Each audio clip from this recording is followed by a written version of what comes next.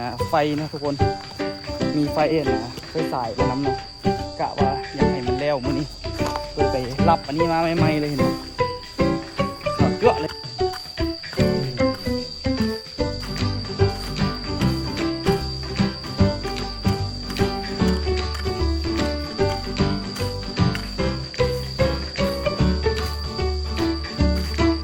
เศร้าแล้วทุกคน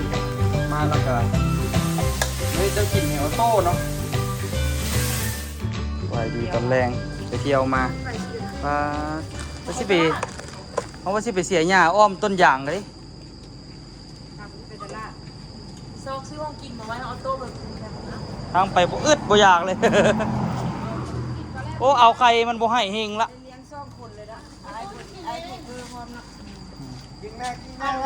ม่ อาจารย์ยูฮันบอกว่าเอาไปนุ่งเครื่องแล้วเอาไปให้แม่กับพ่อเบิ่งไว้ว่าตัวแม่กับพ่อเอากับปู่ป้ากันเถอะ มันยัง เอามือไปซื้อเครื่องอันนี้เขา เกอร์ดิ เขาว่าไทเกอร์เป็นอันลูกเขา แต่ว่าโอ้ทรงผมนี่ไผ่ผ้าเฮ็ดพอผ้าเฮ็ดวะอันนี้ทรงผมตีเมียคนวะ ตีเมียบ่ตีเห็นบ่เด้อ้าวตัวมีเมียละยังบ่มี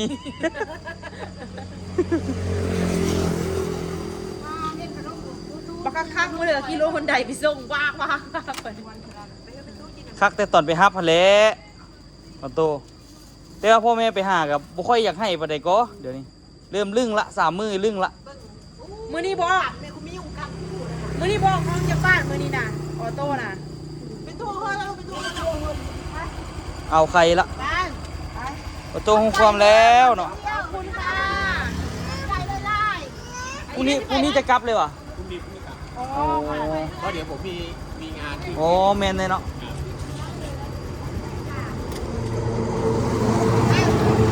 โอ้ไม่อยากอะไร เชี่ยวอีปีห้ามาจะถ่ายมาบักน้อยนะบักน้อยมาจะถ่ายวะคือว่ามาจะถ่ายจ้องคน มาจะได้2 คนสกุลที วิ่งกับลุงให้เหมือนเจียวสหัสเจียวบักเอาแม่จับดูมันคือเป็นใครที่แบบผมอยู่ในตู้เนี่ยไปซื้อตลาดคำเดียว แม่ไปเวียกผู้เดียว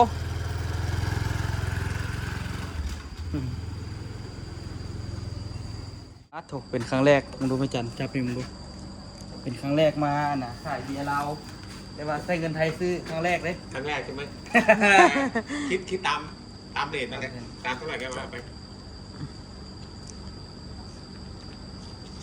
10 100 1,000 10,000 แสน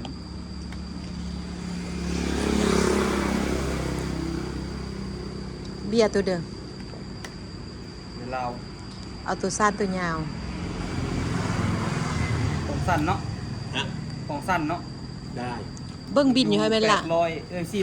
บาท 480 บาทแล้วมีเงินทอน ไม่ไปบ้านนี่ผมพี่ไป500ว่ะ แบงค์500หมดเดี๋ยวจะแบงค์พันแล้ว โอ้ย ทอนเป็นเงินกีบเงินกีบ ทอนเงิ บ่ นกีบบ่ เงินกีบ ทอนเงินกีบได้ไหมครับ ทอนเงินกีบเหรอ ครับ เงิน เดี๋ยวฮะเพราะว่าที่เข้าไทยแล้วเนาะ เดี๋ยวผมก็เข้าไทยผมก็ไม่ได้ใช้ เงินกีบก็ได้โปรไลน์คนไหนที่520 บาทเนาะ20คูณให้มวยอีลาอย่าไล่มันเลยลงเนี่ยบ่ต้องยอกมันทีแรกมันทีนั้น ไม่ได้แลกตังค์ปีกมาไงไม่ใช่หรอกใช้ที่ด่านเลยเสียค่าธรรมเนียมค่าอะไรไงแบงค์ร้อย เดี๋ยวยัง332,000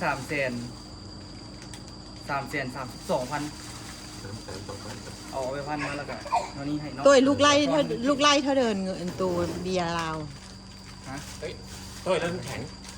สงสัยต้องมีน้ำแข็งว่าไม่เย็นๆนะ บ่เย็น ไม่เย็นเหรอ เอาตัวเย็นบ่ครับ บ่ฮอนล้างเย็น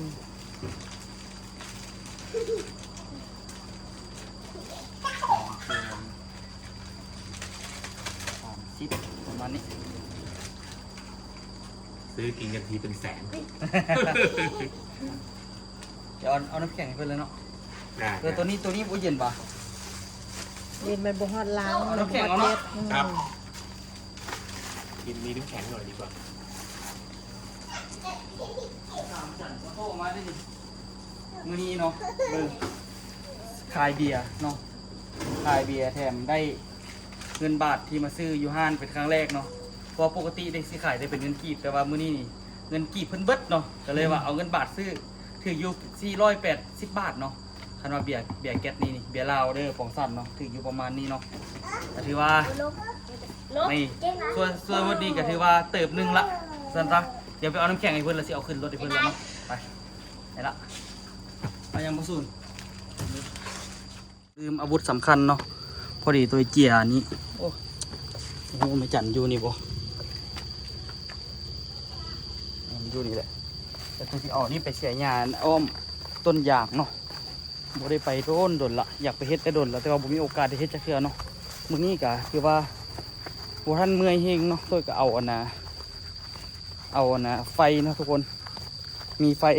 ไฟสายมานำเนาะกะว่าอยากให้มันแล้วมื้อนี้ตัวไปรับอันนี้มาใหม่ๆเลยเห็นบ่ข่าวจั่วเลยเนาะรับมาคักๆตอนละก็สิมา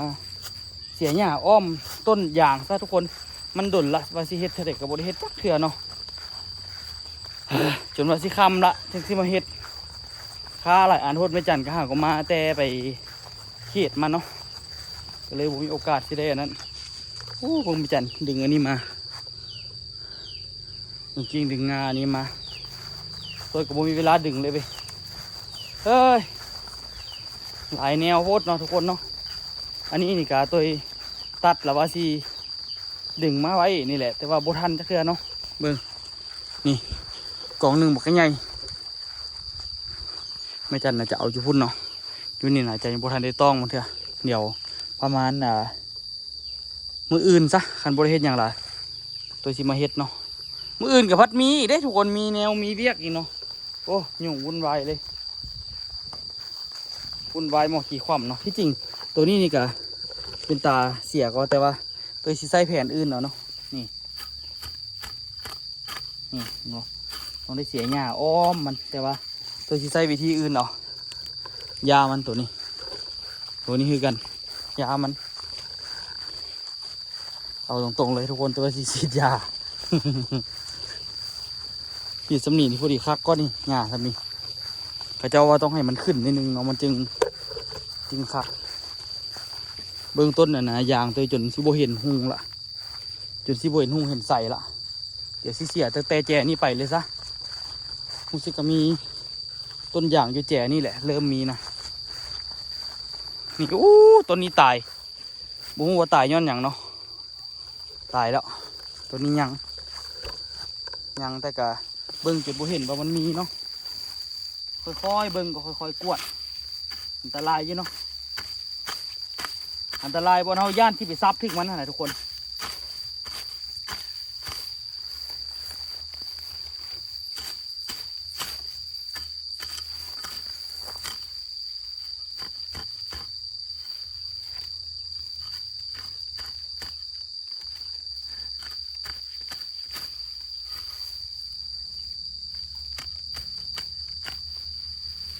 นี่เรียบร้อยเนาะเฮ็ดอะไรก็ได้ที่ให้มันเกี้ยงๆเป็นๆปะไว้เนาะตัวก็เอาอ่ะนะนี่ขึ้นมานี่ก่อนซะมาเลยถึงมาเอามัน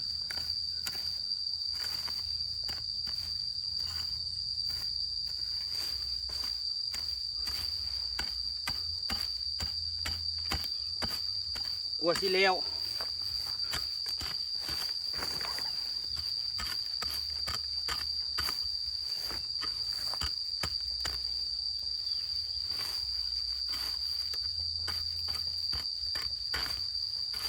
ไปตำมันนิดนึงนี่มันหักยอดนี่ทุกคน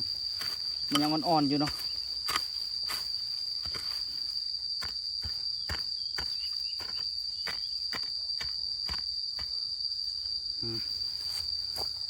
ประมาณนี้แหละเนาะ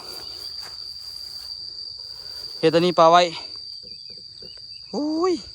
ส่วนสิได้ต้นหนึ่งพ่อแม่พี่น้องเอ้ย ยุ่งเลยแย่เลยทุกคนเลยคือว่าอะไรเนาะฝนตกพิลึกล่ะวันนี้ล่ะต้นอันนี้มันก็งามเนาะมื้ออื่นนี่ตัวสิได้เคลียร์หญ้าละเฮ็ดจังได๋ก็ได้เห็นมันเคลียร์ได้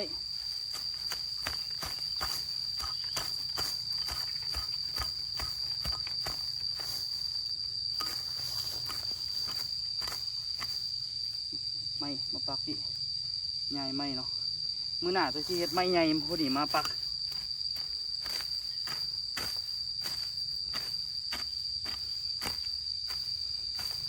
เวลาตัดเวลาอย่างมันจะสะดวกเนาะ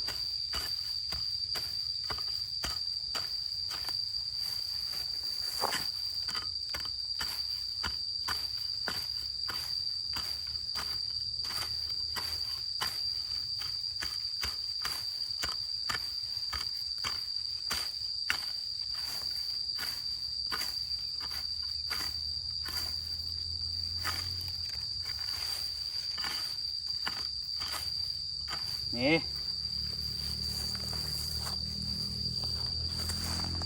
ประมาณนี้นะกลัวสิแล้วอีหลีทุกคน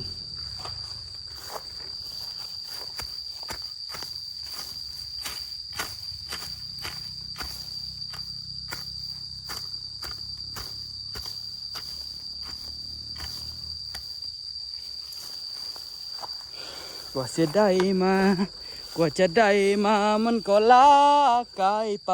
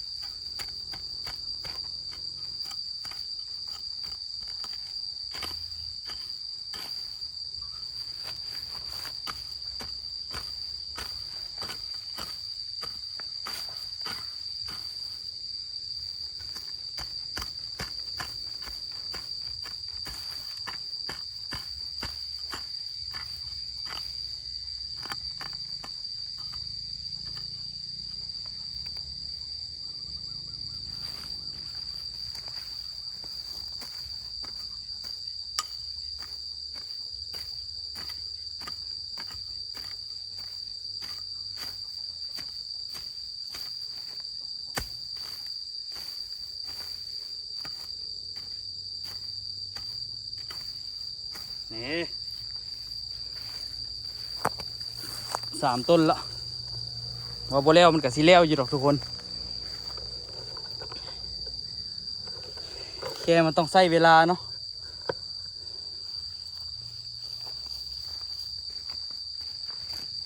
แค่ต้องใช้เวลาจักหน่อยโอ้ตัวนี้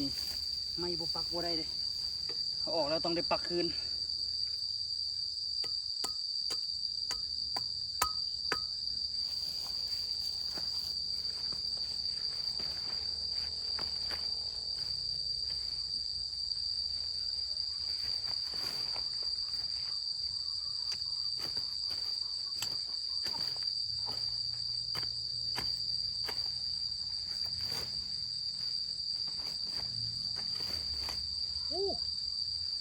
อันตรายอันตราย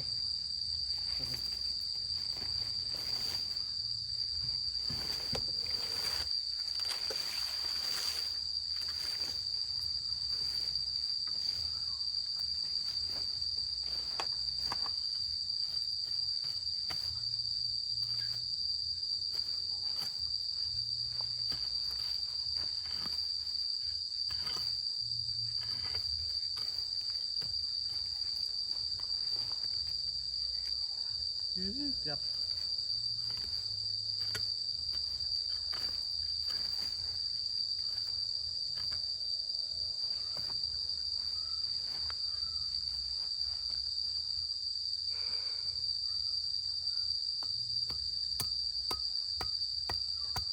ประมาณอีกประมาณกลางเดือนนี่แหละที่เราเอามาปลูกซ้ำทุกคนมันมีต้นตายแดแล้วก็ต้นที่ยังบ่ได้ปลูกแดนะทุกคนที่ได้เอามาปลูกซ้ำเนาะแบบนี้ใจแท้อยากได้จัก90 ต้นพูดเลยเพราะว่ามันนะมันยังสิมีต้นตายอยู่เนาะตายบ่ดีบางต้นนี่ต้นบักใหญ่แต่ก็ยังตายน้ำหลังก็มีก็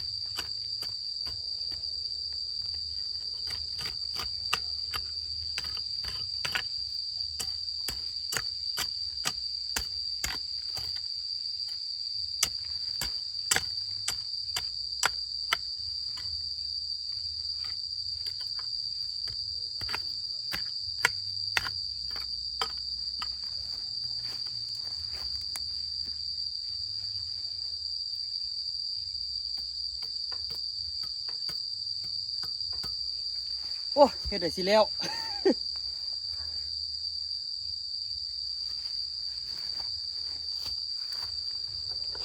ยังสิมื้อหน้าทุกคนมื้อหน้าตัวที่ได้มาอ่านน้ำไม้พวกนี้อ่านน้ำไม้จะเบิดนี่ต้นไม้นั่นนำว่าสิไปอ่านน้ำไม้หลายเทื่อแล้วก็ยังแบบว่ายังคาอยู่นะทุกคนคานั่นคานี่อยู่เอ้าต้นยางที่นี่ไปใส่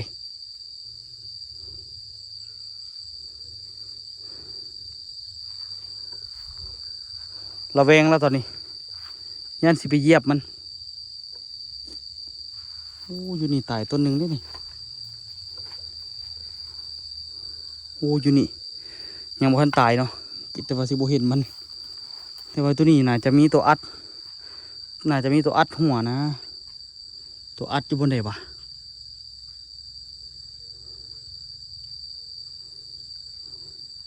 บ่ได้ปลูกอ่ะ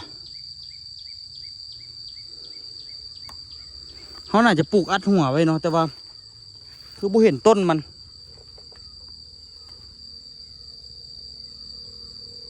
บอกเลยว่าต้นไผ่เขาทับมันละบ่น่า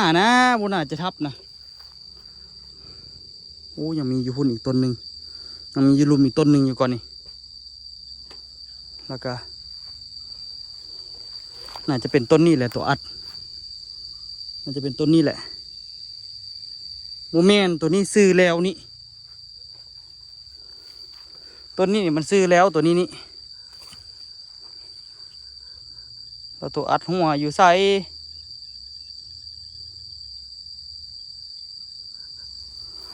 โอ้เห็นละป้าถูกเกือบบอกเห็นพ่อแม่พี่น้องเลยนี่ต้นคามันบังเพราะว่าเขาเคยตัดแหละตอนนี้มันบังทุกคนเห็นบ่เกือบแล้วได้นี่บอกว่าไม้มันอยู่ใส่นี่ต้นหนึ่งนี่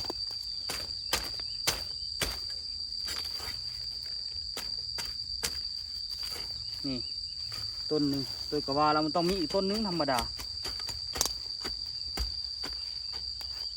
ยังบ่ทันตายอีกเด้นี่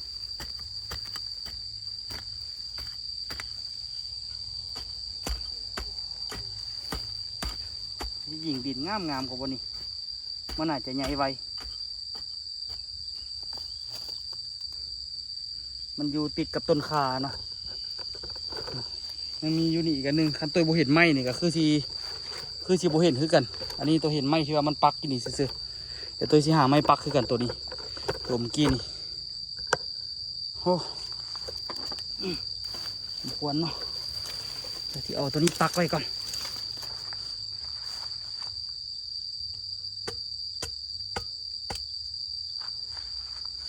ต้นนี้นี่เห็นตัวเห็นไม้เชื่อได้นี่บ่ได้เห็นต้นเลยนี่เพราะว่ามันทึบไปละ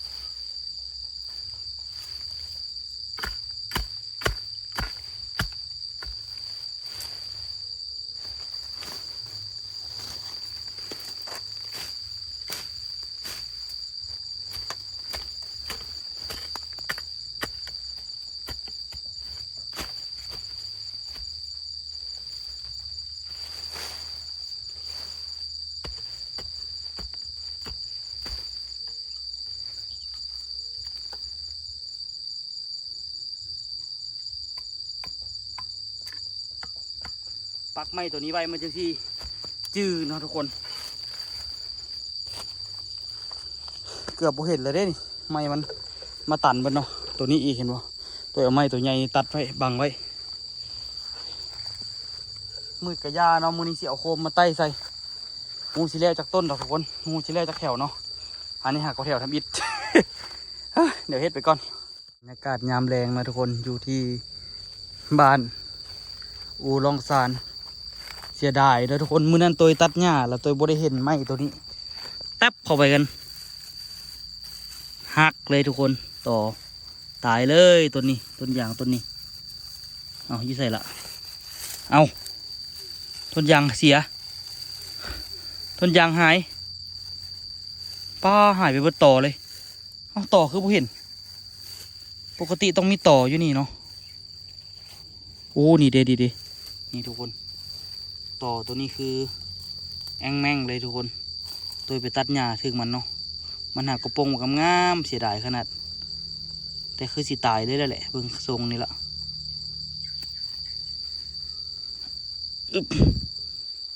ยามันบางทีมันคืนอีกเนาะฝังไว้นี่แหละไปแล้วจึงมาปลูกซ้อนใส่เนาะทุกคนตัวนี้ก็มีหมูมันนี่รอดเบิดเนาะแถวนี้รอดไปทุกต้นเลย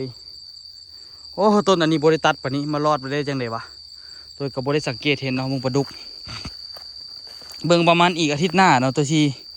สูบน้ำเอาปลาดุกนี้ออกเนาะสูบน้ำเอาปลาดุกออกแล้วก็สิเอานะเอาไปเฮ็ดเอาไปตีเอาเหยื่อเนาะเอาไปเฮ็ดเหยื่อปลานะปลาเคิงเนาะทุกคนสิสูบน้ำออกเบิดแล้วก็สิค่อยๆตักเอาเลยได้จักโตก็เอาไปเบิดเลยเนาะเพราะว่าปลาดุกมันกับบ่ค่อยหลายละสิเอาไปเฮ็ดเหยื่อเนาะไปเฮ็ดเหยื่อเอาปลาเคิงทุกคน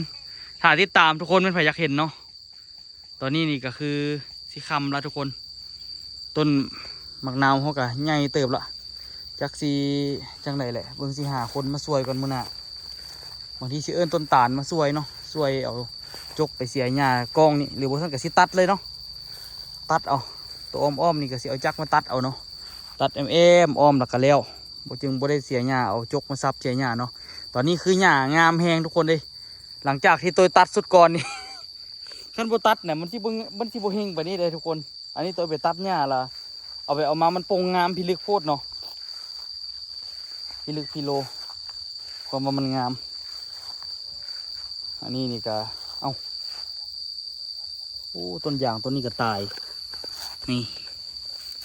แสดงว่าตายหลายต้นเติบได้นี่นะแต่ว่าตานี่ก็ตายแล้วแหละเนาะตายหลายต้นเติบอยู่ต้นโบตายก็ยังต้นตายก็หลายต้นเติบเนาะสิได้เอามาปลูกแซมใส่อีกหลายต้นเติบอยู่เนาะนี่แหละตัวเลยสิได้มาอนามัยดีๆมาเก็บดีๆบ่ค่อยมีเวลานะทุกคนนี่เวลามันหลายพูดเนาะจักไปเฮ็ดมายังลักๆก็เอาลูกอะไรทุกคนตอนสวยพัดฮ้อนในฮ้อนว่าหลักตัวไปเมื่อยกรีดยางเนี่ยเนาะพอไปเมื่อยกรีดยางมาแล้วมันกับบ่มีอยากอารมณ์อยากเฮ็ดเนาะอันนี้ตัวมานั่งพักผ่อนจนฮอดแรงแล้วก็เลยว่าสิมาเฮ็ดอันนี้หน่อยนึงเนาะโอ้โหฮ้อนวึดมาเฮ็ดตอนแรงนี่ได้ย้อนอันนี้ทุกคนเห็นบ่คันบ่มีอันนี้นี่ถือว่าอยู่บ่ได้เลยอยู่อันแถวนี้นี่นะแต่ว่าสิเฮ็ดคักๆบัดนี้ส่วนยางเฮ็ดอยู่นี่ตอนนี้ตัว26-27 ปีเนาะ27 ปีเป็นกรีดก็ถึงอยู่ประมาณ33 ปี ส่วนสิเป็นกรีดพ่อแม่พี่น้องเอ้ยแต่ว่าเวลามันผ่านไปไวแต่นี้มันบ่คือตอนน้อยแล้วเนาะตอนน้อยนี่เฮ็ดอันใดก็คือว่าอยากซ่าเนาะแหละคันเฮาบ่ได้มาดูแลเพิ่นนะเฮ็ดอันใดก็คือว่าอยากซ่าบัดพอเฮาใหญ่มานี่รู้สึกว่าเวลาผ่านไปไวอยู่บ่อยู่เอาสิ30แล้วตัวนี้นะพันปั่นตรงงูเนาะอันนี้ก็ได้นี่แหละเฮ็ดให้ต้นยางเขาเสียหายเนาะตัวสิดูแลดีๆให้ได้แบบว่าอย่างขี้ไล่5 ปีให้มันได้กรีดเนาะตัวสิเฮ็ด5 ปีได้กรีดเลยเพราะว่าคันเฮาดูแลดีดูแลหญ้าได้ใส่ฝุ่นใส่ปุ๋ยได้นี่5 ปีนี่ได้กรีดนะทุกคนคันเฮาบ่ดูแลดีนี่ยากเลยทุกคนตอนนี้คืออย่างพาราราคาดีแฮงเนาะอยู่ไทยรู้สึกว่าตอนนี้นี่ราคาอยู่ที่กิโลละ43 บาททุกคนคิดเบิ่งอย่างตัวส่วนน้อยๆเนาะตัวกรีดได้เทื่อละ40 ปลายโลแต่ว่าตอนเมื่อกี้นี่หอบนี้อาจจะได้ฮอดเกือบ100 โลเนาะแต่ว่าต้นตาลนี่ได้500-600 โลต่อ2 อาทิตย์ทุกคนเนาะคือ2 อาทิตย์ไปขาย2 อาทิตย์ไปขายนี่ราคาดีได้ทุกคนอย่างพาราเนาะแต่ว่ามันได้ใส่เหงื่อแห้งแล้วก็ได้ใส่กำลังหลายเนาะทุกคนเฮ็ดอันนี้ต้องได้เอาเหงื่อแห้งไปแลกกับมันเงินก้อนนี้แต่ว่ามันก็คุ้มค่าทุกคนมันก็เป็นการได้ออกกำลังกายไปในโตเลยเนาะเดี๋ยวตัวที่เสียหญ้าให้มันแล้วนะทุกคนมื้อแรงสิไปลิ้นน้ำเพิ่นเนาะเพิ่นสั่งเคยเล้าไปไว้พุ่นละเนาะเพิ่นก็เป็น FC แหละที่มาลิ้นในร่องซานแล้วตัวก็บ่ได้ไปน้ำเพิ่นมีแต่แม่จันไปเที่ยวเนาะตัวก็บ่ได้ไปค้าเวียกหลายอย่างเนาะค้าลูกค้าเต้าอ่ะเดี๋ยวจังเลยไป กินอหย่างอยู่หุ่นอยู่ลุมในบ้านเนาะคือไปเบิ่งบรรยากาศในการเดี๋ยวตัวที่เสียหญ้านี่ก่อนกะว่าสิเอาจาก3-4แถวก็สิพอละมื้อนี้ไปเฮ้ยปั๊บทุกคนเด้สุดยอดเลยเนาะเห็นว่าเฮ็ดอันนี้นี่กะโอ้ขุดเมื่อยเลยทุกคนเหงื่อย่อยถึงขนาดมื้ออื่นตัวสิเฮ็ดมันลุกมันแต่เช้ามาเฮ็ดเนาะทุกคนมื้ออื่นตัวสิลุกแต่เช้ามา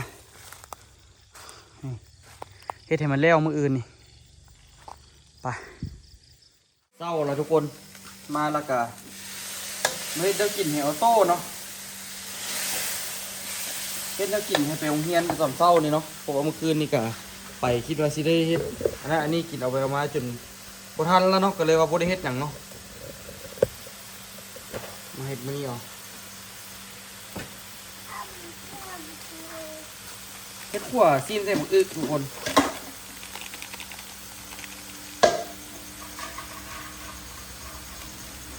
แต่ว่าเจ้าสิขั่วหมกแตงโตบ่ต้องเฮ็ดเด้อฮะ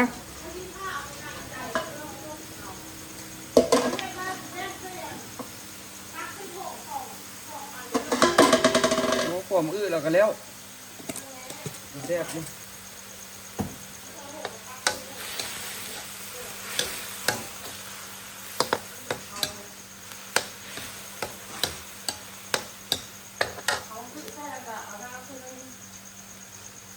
เดี๋ยวละมื้อนี่มาได้ให้ทองกินกันทุกคน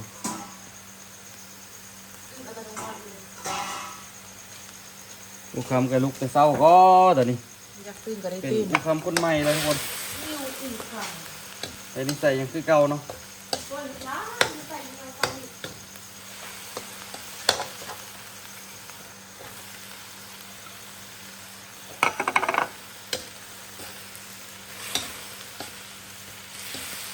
ต้องได้ใส่น้ำไหลนิดนึงนั่นตุก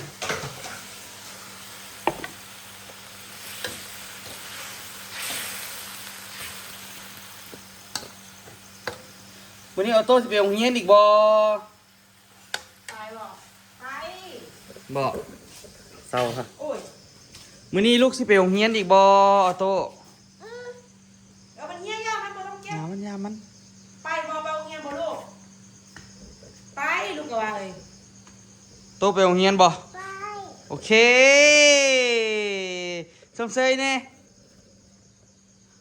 ออโต้ไปโรงเรียนหวาไปโรงเรียนโอ้ไปหาครูแป้งเด้อโดยเห็นไหมโอเคหักเนาะ เช้าตื่นมาว่าเช้า โอ้ยอยากหอมแก้มดิอันนี้อยากหอมแก้มนี่ไอ้พอหอมเนี่ยพอหักเด้พอก็หักลูกเด็กกันนะ มีน้ำก้นไข่บ่ โอเค มีน้ำตาลบ่มีแป้งนวดหงใหญ่บ่มีหมดทุกอันใช่ปะมีข้าวรวมบ่มีข้าวแยกบ่ มีน้ำล้างก้นบอไปมีดไปหาแม่คันมีน่ะไปล้างก้นให้กันน้อง ล้างก้นแล้วเปลี่ยนเพิ่นมือเนาะ เจ้าหูมันขี้ ดีว่ะ ยานปะมันอึอีกนิดนึงกันบางทีมันอึอยู่เห็นเขายองแข่งแยงอยู่กันน่ะตื่นเช้ามาแต่นี่ได้ตื่นเช้าเราได้ก่อนหน้านี้เพิ่นบ่อยากตื่นเนาะแต่นี้เพิ่นตื่นเช้าและเบิ่งมือมันได้เอาตุกคำแต่ตั้งอยากเปิดพัดลมสิคนแต่ว่าใครแต่พัดลมเดี๋ยวนี้นี่เขาเจ้าเห็นมันมิดซิดแล้วเนาะ มันเสี้ยนทอดคือว่าเอาตีนไปเยี่ยมพัดลมนะ อ่ะทุกคนเป็นยังไงไว้เจอกันคลิปหน้าเด้อทุกคนเด้อเก็บเครื่องเก็บของให้เอาโต้ไปโรงเรียนก่อนมื้อนี้มื้อที่4เนาะแต่ว่ามื้ออื่นผัดพักเรียนเลยบัดนี้โอ้ไปไว้เจอกันคลิปหน้าทุกคน